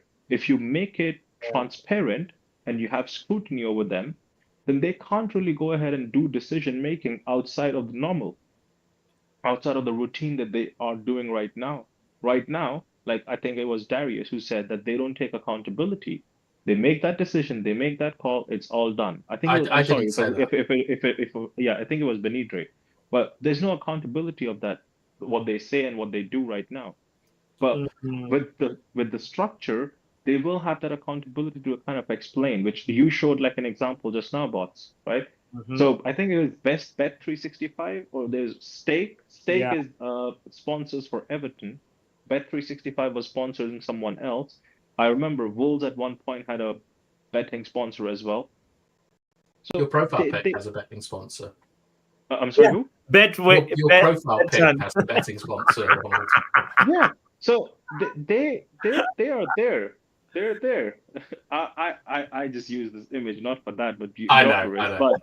But no, I do. Bots knows this, and I do bet. And I'm trying to get away from it. But at the end of the day, it's kind of fun. If you don't have anything and you have some money lying around, why not? Like it's just for fun, bro. Like I Sounds like get it's it. addiction. Sorry. My It's issue not an with it, addiction, boss, bro. is that in the UK, you Yeah. will often see, certainly in the northeast of England, pubs next to betting shops where the betting shop has built the pub and so on. And like, I think that like anything that is addictive, as betting is, as drinking, as smoking, and so on, you do need a bit of a kind of a level of sort of state intervention into it. Like, I just like for me, I think it's predatory because it's like you're making money off people's hopes and dreams. I do agree that there should be a sort of a degree of personal freedom applied to everything. I just think that in the long run, who wins? It's the betting companies that win, and people's lives kind of get destroyed by it, which is kind of their own fault. But I would like to see betting kind of a bit out of football, to be honest, certainly with shirt sponsors and stuff like that, because Ronald, you sound like you've got a business head on you. These companies would not be sponsoring if there wasn't an advantage to it. But it's a kind of moral argument, isn't it? And for me, Well, I see, the don't thing like is, it. Darius, where I kind of disagree, and I mean, I hear what you're saying, right? For kids who watch football, it's not a good look. I get it. However, like I was looking at Peaky Blinders, bro, and that story is from time ago, right? And they Mhm. also showed how they were running lines and everything, not those kind of lines, bots, but just horse racing. They were betting Yeah. on horse racing at that time. So in Peaky Blinders, they show how they were running the horse racing and all of those things. So again, if you don't allow those people to kind of be in a position to make decisions or control, for example, they made a good Are you example saying of someone else will Ivan step Toney. in? No. I'm not saying someone to step in, but they've already made good examples of Ivan Toney, for example. Or if you look at what's the other guy, Enoch Tonali, West. Tonali as well. Yeah. Tonali, they made good examples of these guys. So this means that they know how to catch these guys. It's very difficult to obviously catch them. They were just very stupid with it because they took the easy route. If I was them, I would have done it through a family member. But Yeah, but it that's just sounds, me. Ronald, it sounds like you're talking about like betting as being like more about match fixing and things like that, and those are the negative consequences. I think that the Braves and myself are arguing that a betting culture amongst working class people is detrimental to society. That it I mean, leads to sort of addictions, like it leads to crime. It's not a it's part of but human okay, so nature. in that stead, in that emotion and support of that argument, I would say then let's remove betting from any and every sport, just not football. Let's not just Oh, act Yeah. responsible when it comes to football. Let's act responsible for other facets of life as well. Because hey, a person can go bankrupt betting on cricket or just playing slots, Well, right? it's right. I think that's I agree with that. That's a fundamental argument. The particular argument is that the ubiquity, like the fact that it's present everywhere simultaneous in football, from shirt sponsors to it being part of the culture of going to matches, is very different, for example, than a lottery or something like that. Like you have companies that make betting very accessible, whether it's like a yellow card or a corner or something like that, and that it's sort of like, is it a long-term negative or a long-term plus on society? The influence of betting in football. For me, it's negative, but at the same time, I can't argue against like personal I'll be honest. See, Darius, responsibility. the thing, not the personal responsibility, but if you look at like even betting in general, right? Football is, I think, very late at even promoting betting as such. Uh, you would find it very crazy, but during games, right? In game, in a cricket match, there is an application called Dream 11 that gets an ad and that gets promoted. What do people do on it? Just how we have FPL. They make a team, right? They put the money down and then they get the odds back if their team performs well. It's for cricket, basically, right? Dream 11 is what they call it. So, Rod, do you know who Enoch Quest was? Yeah. So that's where I'm kind of heading towards. Like, yeah. I get what you're saying, but betting in general has been glorified and promoted, even in like Hollywood movies. I was seeing James Bond when I was like damn 3-4 years old, and I knew what Casino betting Royale, poker was. Yeah. I was 4 years old. My grandfather was showing me James Bond. He was like, "Look at that guy. You have to be like that guy." So I'm like, "Okay, I have to play cards when I grow up." Yeah. So yeah, as a culture, I think the Braves has summarized it well, saying betting as a culture is a culture. I don't disagree with Ronald, but it's a dangerous culture to promote. And you should not be promoting it. You should not be saying go. Yeah. Sorry, if Tommy calls me by my proper made-up name, I'll tell him when and where I played in the FA Cup preliminary round. All right, Tommy. You heard him. Bath time just said, just call him bath time, not bedtime. But I have footage of bath time in the FA Cup, by the way. Let me show you guys. Let me show Ronaldo and Benidre real quick, because I know. Look, you better not so be. Sure. This I'm is so sure. This is bath time. Yeah, look at that. Sprinkle some salt on me. Taking a penalty. Look at this. Watch this. Left-footed. Look at that. That's what a real man looks like, boys. That's bath time right there. Everybody, make sure you hit the like button, by the way, for bath time. Look at them boys up on the apartment block watching. How far back is this man going? I'm going back in time. That is a Roberto Carlos free. This is like you need the sound. You need the sound to appreciate this. Hold on. This man went back to 1978. I learned this off Pogba. Oh wow, he's gonna do the Pogba one. Wow.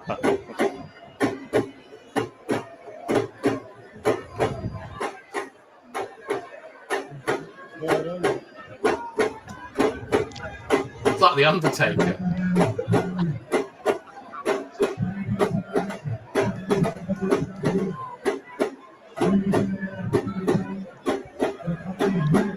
Anticipation. Now you see, this is why we need VAR. Everybody, it's as fast as a Chitonic plate, man. It's continental drift. Look at it. Oh, you dickhead.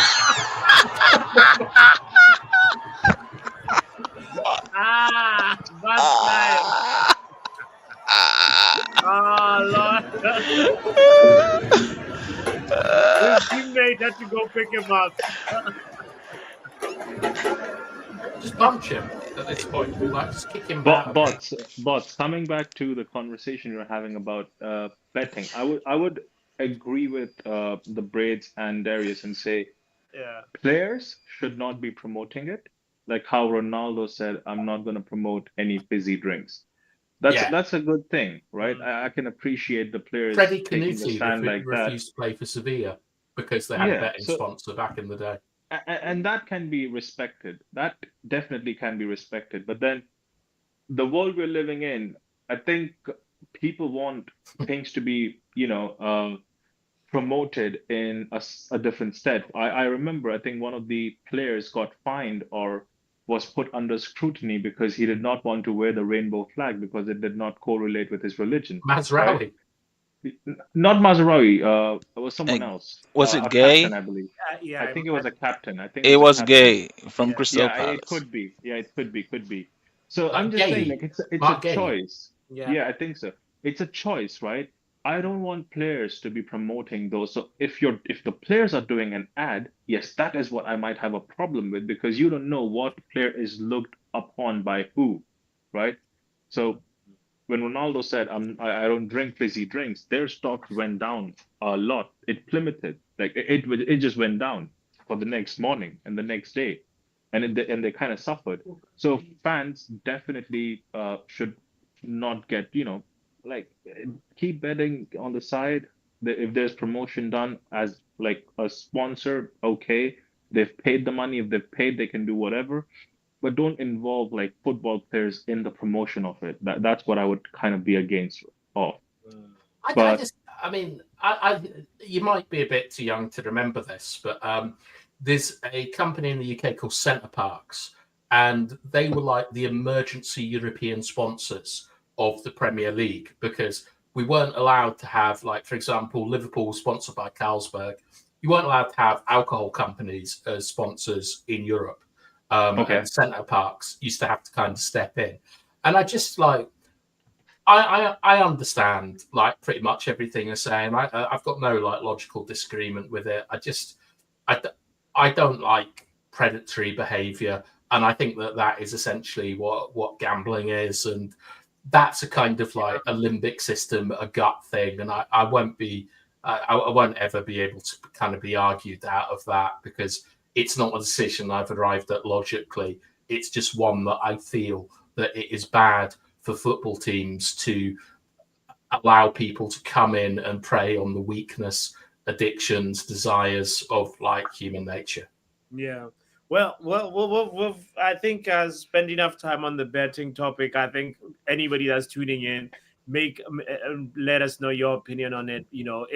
It's actually the Braids who sent us into this rabbit hole. Is betting a negative thing for society? Some people for even society, yes.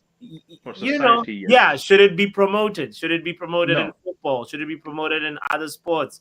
But then there's all kinds of addictive ways of carpe diem and spending your luxury, your time, your leisure time, and that's not the responsibility of the people providing that service. It's more on the people that are participating in that service. So make up your mind. We want to know what your thoughts are. Are you addicted to that hat?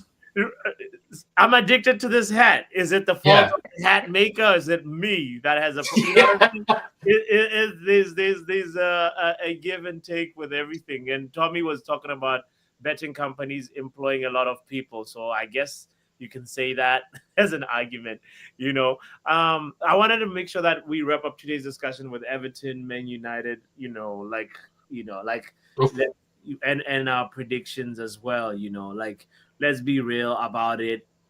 I've had a lot of times this whole season where I've made the emotional prediction how I like the world to be. I want Man United to wake up. I want Man United to We're gonna win 3-1. Ronald, no. Yeah. Do you say that with like actual realistic conviction, or it's just it's like conviction because Jared will again be giving us a hope in the game. He's always what do you call it, auditioning for Manchester United whenever he plays against us. There's always something that he does on the pitch that gives us a goal or something. Oh, you mean Braithwaite? Yeah, Jared. Do you not like him? Jared. So 3-1 is what I go with. 3-1. Braithwaite's own goal. Not an own goal, but yeah, something where he allows us and a howler. Yeah. Sir Jared must provide. Are we basing it on Jared? See? Wow. See? People see the vision. I think he's a wonderful centre back for his age.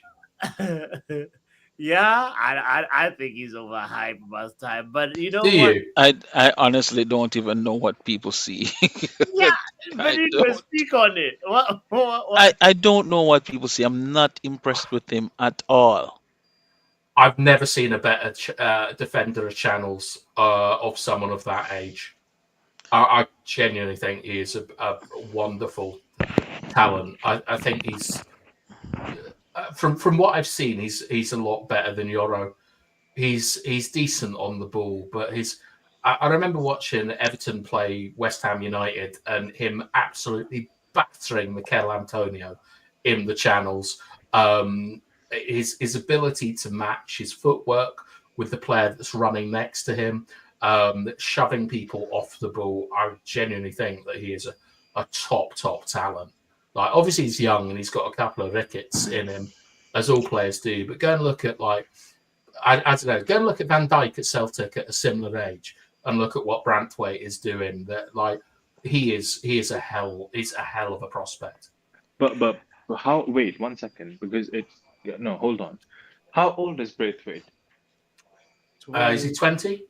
21? Oh, 20. Oh, I thought it was 21. I'll check. 2021. I think it's 2022. That's I don't know. I always thought he was 22.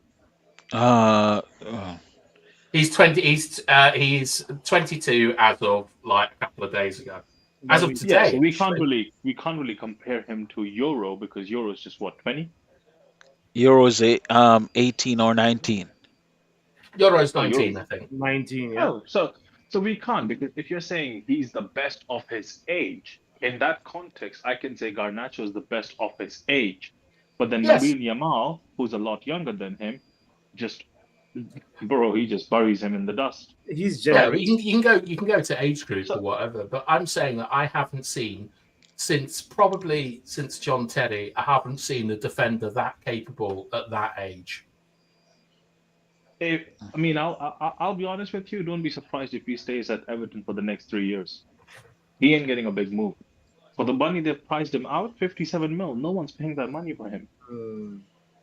He is homegrown. He's got a very had- good left foot. I can see him moving. I get it, but he has also caused a lot of games.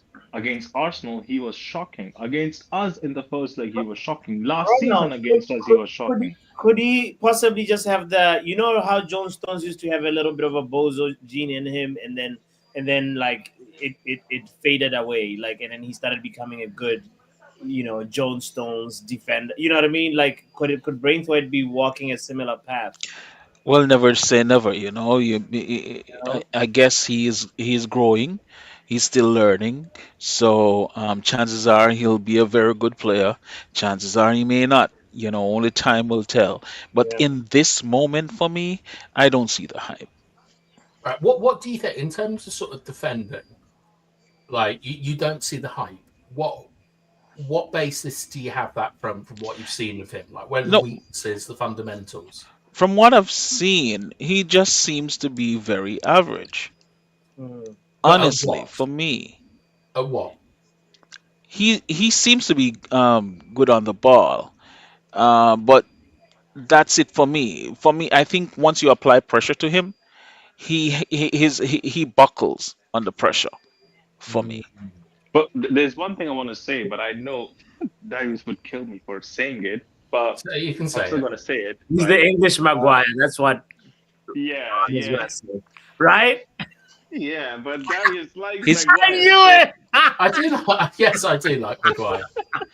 I knew it! I can't even say that. But what do you mean he's the English Maguire? Maguire is English. In what way? Because Maguire is both bad and good. I never meant to say English Maguire. I was just going to say he kind of reminds me sometimes of what he does, of what Maguire does on the pitch. Yeah. But then I remembered that Darius actually advocates for Maguire and what he does. So that's going to be a mute point. He's probably a little bit faster than Maguire. I see a lot faster. My nan is faster than Maguire. Yeah. Well, almost everybody's. But anyway, I mean, they're different players. Like Brantwaite is a kind of outside centre back whose best work is done like defending in the channel area, the space between the full back and the centre back. He's extremely good at dueling people in wide areas, and that's not Harry Maguire. I mean, like we'll see how he plays, but I would fully expect him to do pretty well against us. To be honest, Well, he's I think if hold on. he's How old is Saliba? what, I think 25, he's 24? 24, 25. See, now that's Yeah, what I would want for Braithwaite. I would want him to kind of go and play outside of Everton and play maybe in different setups for us to actually see where he really flourishes. Because Saliba we've is seen enough of him in the Everton setup, right? And we see where he kind of lacks sometimes. But you where might be does he right lack? that there might be a good player in him that we might see in years, from now, and we might reflect upon this conversation, or in general, that when we had an opportunity to buy him, we did not buy him, that it's a loss, right? But I think I think time it's a would huge tell. loss not to have got him in the summer. Who did we have a choice between? I think it was him and who? and The Euro. late. Oh no. Oh, was it not Euro? I think it was Well, we Euro. went for a left. So the Euro deal, as far as I understand it, and this is a little bit speculation, is that Euro was going to move this summer to Real Madrid. His agent is George Mendes, and in order to get that deal done, we had to find a place through Garte. So he was a bit of a sweetener, and we vastly overpaid for Euro. I think Euro looks like a really. You can But see that he's a top what you're talent. saying, Darius, what you're saying is not a conspiracy. That is actually true. Yeah, okay. But the one issue that I have with Yoro is his best moment as a defender came in his debut against Martinelli, where he demonstrated world class footwork to shut an area down, then use telescopic legs to take the ball off him. And since then, we haven't seen any level of defending as high class from him as that. And I bet you, when you look at Jared Branthwaite against United, you will see the foundations across more areas of the game than you will against Yoro. Because, man, Yoro's got to start learning how to win headers. You can't just do it by being taller. he's going to I'm sure he's going to develop. I remember watching who watched Evra on his debut. A matter of I fact, did. his Got first couple subbed of after games. 45 minutes. Oh my God, he was atrocious. Yeah. Yeah. Yeah. So it can happen like that. But I think he'll come through and he'll come good. Listen, guys, it was lovely being here tonight, but I gotta run. So y'all have a good time. No, What's tell your us score your prediction? prediction before you bounce, and we'll be wrapping up as well. But Okay, yeah, score prediction. My heart says United 2-0. My head says Everton is gonna beat us 3-1. hey, hi. It's yeah, I have absolutely no confidence in us doing anything right now, but I am open to being wrong. Smack that head of yours, Benidre, man. Stop thinking with it. There, I just did. And big up yourself. By the way, do I have permission to play the song that you put out? Yeah, bro, you have permission. Do All whatever right, you like. all right. We'll close the stream with it. All right. Big up yourself, brother. Bless Benidre, yo. All right, bath time and Ronald. What do you guys think? You look at Statman Dave's tweet saying Man United's top goal scorers away from home in the Premier League this season. Ganacho one, Bruno. It's peak. It's peak for us. Who's gonna score the goals? I think Ron said it's Sir Jared. Like, but bath time. What do you say, bro? And what's your score prediction? I'm going to be optimistic and go for a 1-0. Everton are an extremely good second ball team. Manchester United are not a very good second ball team at all. We do have a little bit of quality. I'm just going to say 1-0 because I'm not going to say a loss live. Yeah. Yeah, it feels it reeks of those like low scoring games. I kind Well, of like I said, it's 3-1. Get it done. I don't care. I do not care. Get it done. I Who's don't care who scoring 3? plays. Uh, I hope my guy Garnacho finds the net.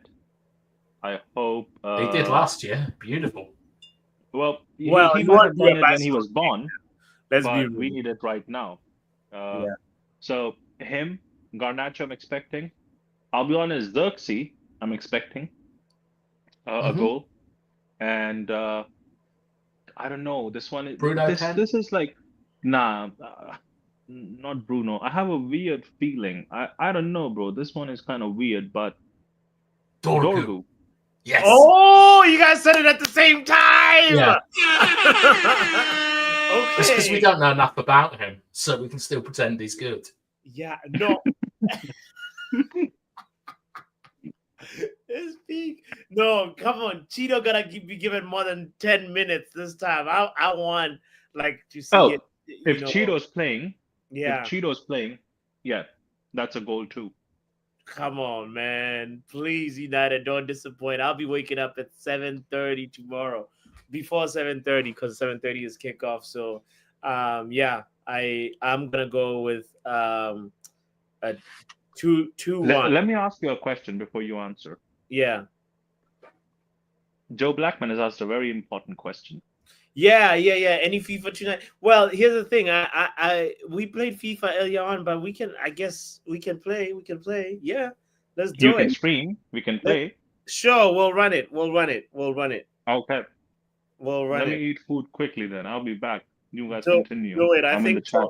I think Tommy might be around, but big up yourself, Ron. And bus time. Yeah. What a interesting, riveting, conversation, free flowing conversation we had today. I'm so happy. Starting from like this show started with Riley. We're talking about the worst Man United signing under the Glazers. You were not there for that, but I'm curious about what you Sanchez. Alexis Sanchez, right? Same. That's the why I wage put that in structure. the quiz. And then Sancho. Yeah, and then Sancho. For footballing reasons. Di Maria is not above Sancho. No. Sancho, we'd finished second in the league. Luke Shaw is not above Sancho. No. Financially, it's Sanchez, because that led to £325,000 a week for De Gea. Led to all the big moves. It's a silly thing to do. Sanchez, I was mad at the salary, but didn't we exchange Mkhitaryan for Sanchez? I think technically we didn't, but in essence we did. So what does that mean? What do you mean technically in essence? What are those words? What are you saying? Well, technically, I think that there were different transfer deals. They weren't part. Oh, it wasn't a straight swap deal. It was like you pay us this when you. Okay. But in essence, it was a swap. It was tax reasons and all that kind of stuff. Yeah. I say Jadon Sancho was the worst transfer because we were in a position to take ourselves actually into the elite. We'd signed Varane, Ronaldo, Sancho. We'd finished second in the league. We beat Leeds, I think, 5-1 with a Pogba 4 assists and a Bruno hat trick. Yeah, things were looking good, and we could have got a lot of players in that time. And we got Jadon Sancho. He didn't take us on, so I think it was a poor signing. Football wise, we might make money on him or whatever, but like Luke Shaw has played and won in finals and so on. Not a great signing. Bro, I can't believe you're sparing even Mason Mount from that list.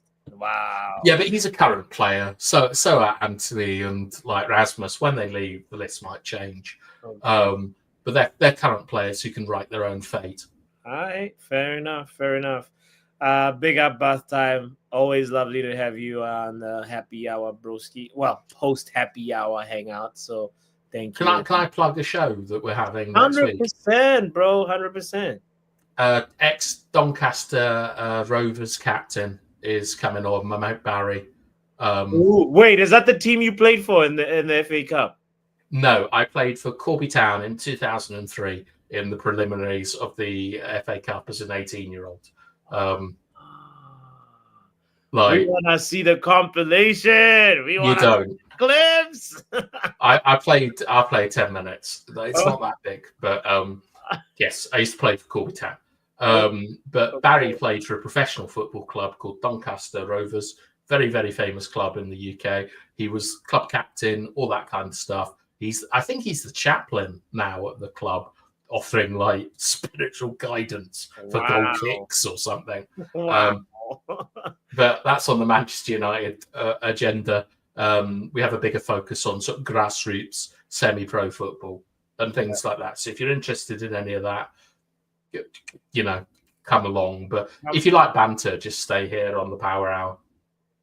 Hey, we've got enough food for everybody. Big up Bath Time. Shout out to Ronald. Shout out to Benidre as well. And yeah, I wanted to end the show with a song from Benidre that is about Man United. Oh my God, this is gonna be. Let me see if I can find it. Where did I put it? I think he like released it this morning, if I'm not mistaken. But it's called Theater of Dreams. So I hope you like it.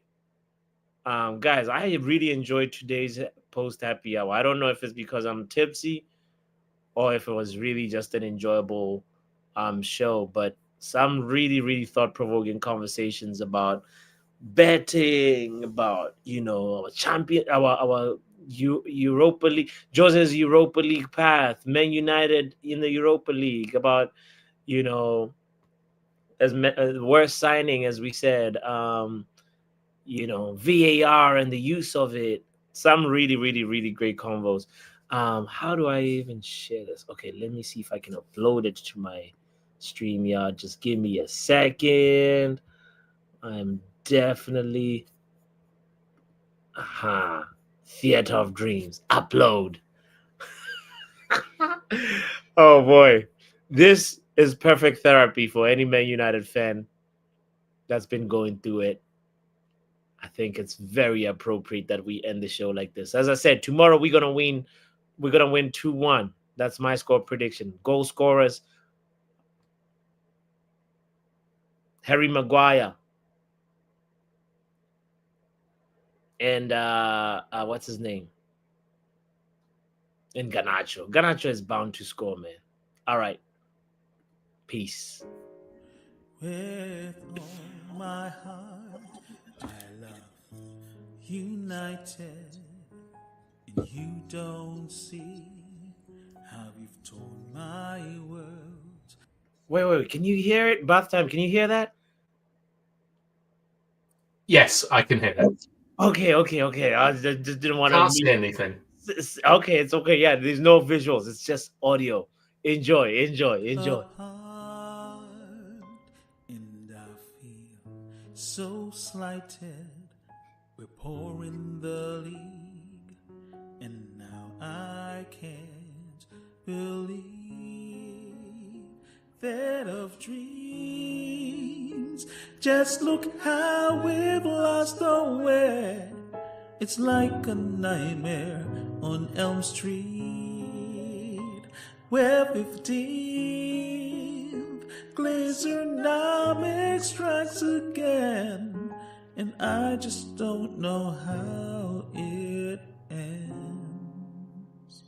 Sweet love, says Luan. With all my heart, We gotta press I 2. love United, and you don't see how you've torn my world apart, and I feel so slighted.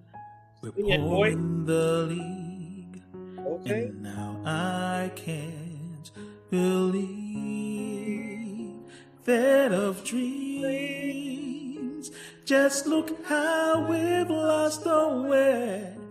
It's like a nightmare on Elm Street, where 15th Glazer strikes again, and I just don't know how it ends. Football Power Hour